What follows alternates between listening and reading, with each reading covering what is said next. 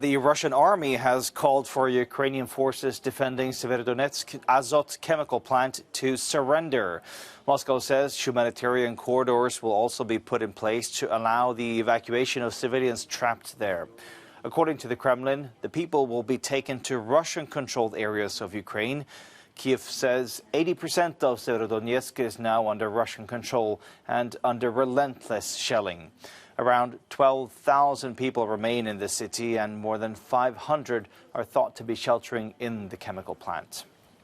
And our correspondent Sasha Vakulina joins me now live here in the studio. Sasha, we've seen this relentless shelling of Sievierodonetsk, but now Moscow is offering a kind of a humanitarian corridor to leave the city tomorrow.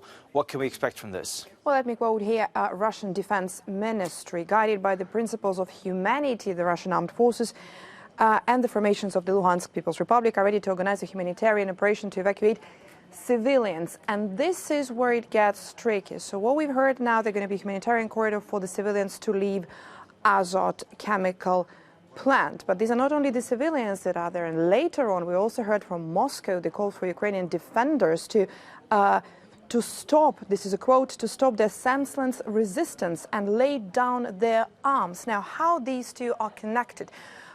Ukrainian defendants, is it about if they surrender and if they lay down their arms, then there will be humanitarian corridor for the civilians? This is something that is not clear yet.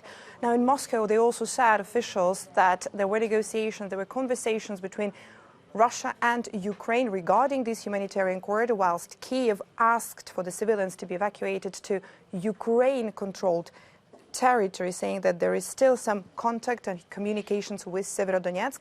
And Moscow said that if this is the evacuation to Ukrainian-controlled territory, this is what they see as attempts by the official Kiev to help those Ukrainian defenders. This was not allowed. People from there will be evacuated to the so-called Luhansk People's Republic. The question is about these two connected or not situations of, one, the humanitarian corridor for the civilians at Azov chemical plant, and the second one is the calls for Ukrainian defenders to surrender by Russian forces.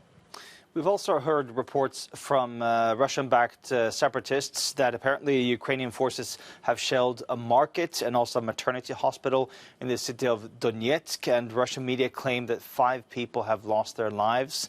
How much truth is it in these statements? Well, these statements are indeed coming from Moscow. They are coming from Russian forces. We did not hear the confirmation or denial by Ukrainian authorities regarding what happened there. Now, we have to say that shelling the residential areas, including schools and maternity hospitals, is something that Russian forces have the record already in Ukraine.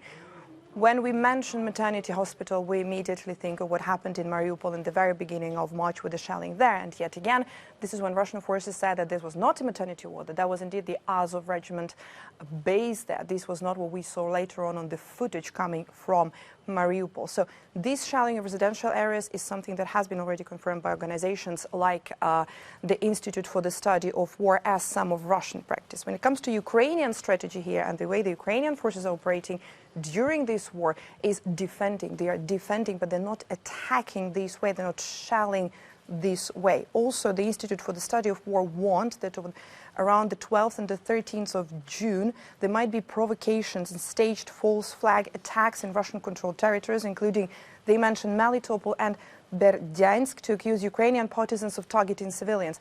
Right after the attack in Donetsk, one of the separatist leaders of the so-called Donetsk People's Republic, Pushilin, he actually had a statement when he asked Vladimir Putin to reinforcement. He asked to send more forces, and he referred to exactly this attack, asking Russian president to send more forces to Donetsk People's Republic. Sasha Vakulina, thank you so much. Now, Russian state-owned energy company Gazprom has announced that it will cut its daily gas delivery to Germany via Nord Stream by over 40%. According to the energy giant, this is because of necessary equipment for maintenance of compression units has not been delivered by the German group Siemens. Russian gas exports to Europe have fallen in recent weeks as Moscow retaliates against sanctions imposed by the EU. Gazprom has also stopped deliveries to certain countries refusing to pay for gas in rubles. And Ukrainian President Volodymyr Zelensky has renewed calls for Western partners to send arms to his forces. He says modern artillery will give Ukraine the edge over Russia. Although the West has been answering these calls, some countries have been cautious with what types of arms they send. Now, let me bring in Gustav Gressel, a senior policy fellow at the European Council on Foreign Relations. Good evening, Mr. Gressel. Thank you so much for joining us here on Euronews tonight. So, Western countries, they have been sending weapons to Ukraine, but Germany's Olaf Scholz, he's been receiving a lot of criticism for stopping some of the most high-tech weapons from reaching Ukraine. Why is that? Well, actually, he's stopping or he's not allowing some of the more elderly weapons, but they still could be very useful in Ukraine. These are Marder infantry fighting vehicles the Bundeswehr phased out some time ago, and Leopard 1 and Leopard 2 main battle tanks, not the new version the Bundeswehr is using, but older versions that are standing around at defense industrial plants in Germany because they have been used across Europe, and the downsizing of armed forces, they have to reduce them. On heavy weapons, Germany has pledged to send them. Training is going on. They will probably send missile launchers and artillery pieces, of course, but that criticism does not only apply to Germany, it's basically across the West. We are still sending kind of homeopathic doses of these weapon systems to Ukraine, doses that would have made a difference in an Afghan province fighting the Taliban. But if you are in a war between two industrialized powers, other numbers are necessary.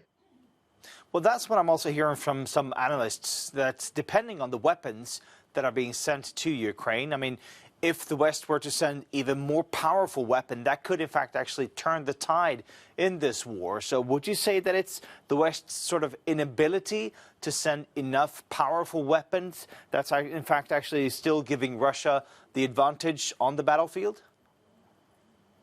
It is unfortunately a part of the picture, yes.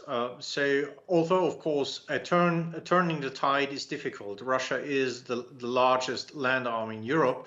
But, of course, the big question is Ukraine has received a lot of voluntaries. People have been called up in arms. There was a general mobilization. They have enough fighters, but they do not have, first of all, the firepower. This is what Zelensky expresses in artillery. But also, second, the armored transportation and direct firepower, so battle tanks, to match the Russians in open terrain and not only fight for cities, which they are doing bravely, but fight them in the terrain between the cities. And that is crucial. And here, of course, deliveries are still not on the pace that would allow Ukraine to tilt the tide. So tomorrow there's a meeting in Brussels of the Ukraine Contact Group of Defense Ministers.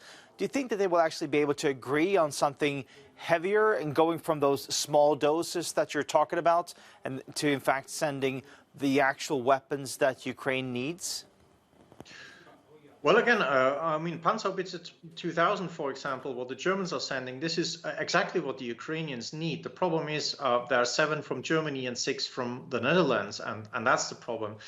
In some weapon system categories, of course, the newest and brightest weapon systems are only available in very small numbers.